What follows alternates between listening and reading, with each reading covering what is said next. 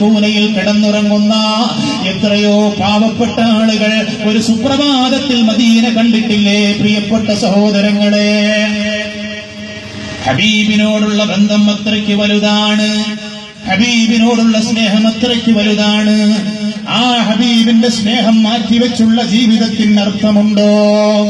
ഹബീബിനെ അത്രയ്ക്ക് വലിയ തോതിൽ സ്നേഹിച്ച മഹാരഥന്മാരായ സഹാബത്ത്, ആ സഹാബത്തിൽ നിന്ന് സ്നേഹം ഊറ്റിയെടുത്ത താബിഈങ്ങള്, അവരിൽ നിന്ന് കൈമാറി കിട്ടിയ മഹബ്ബത്ത് അതേ തബഉ താബിഈങ്ങളിലൂടെ അയിമ്മത്തിലേക്ക് കടന്നു വന്നു.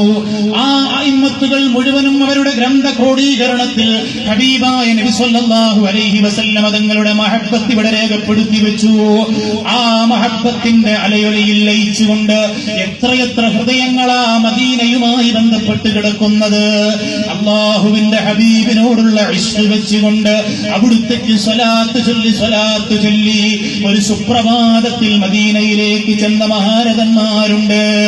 കേരളക്കരയിൽ നിന്ന് അല്ലാഹുവിന്റെ ഹബീബിനെ നേരിട്ട് കണ്ട, അല്ലാഹുവിന്റെ ഹബീബിന്റെ സാമീപ്യം കരസ്ഥമാക്കിയ ഏറ്റവും വലിയ ആശിഖുർ റസൂലായ കുണ്ടൂർ അബ്ദുൽ ഖാദർ മുസ്ലിയാർ എന്ന് പറയുന്ന അല്ലാഹുവിന്റെ ഹബീബിന്റെ പ്രിയപ്പെട്ട പ്രേമഭാജനമുണ്ട്.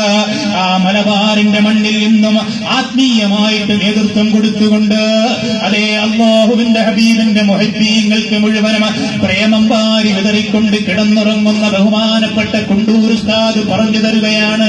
ഒരു മനുഷ്യൻ ചെന്നവിടത്തോട് വേവലാതി പറഞ്ഞു, ഉസ്താദേ, എനിക്ക് മദീനയിലേക്ക് പോകാൻ വല്ലാത്ത ദാഹമുണ്ട്, അല്ലാഹുവിന്റെ റസൂലിന്റെ സവിധത്തിലേക്ക് ചെല്ലാൻ മോഹമുണ്ട്, അതിനൊരു പരിഹാരം വേണം ഉസ്താദേ.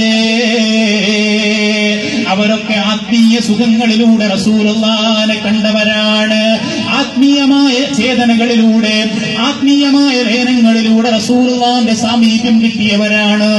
ആ കുണ്ടൂർ ഉസ്താദ് പറഞ്ഞു കൊടുക്കുന്ന, മോനെ നീ ചൊല്ലിക്കോടാ, വവഫിഖ് ലനല്ലാഹുമ്മ മിൻക ബിറഹ്മതി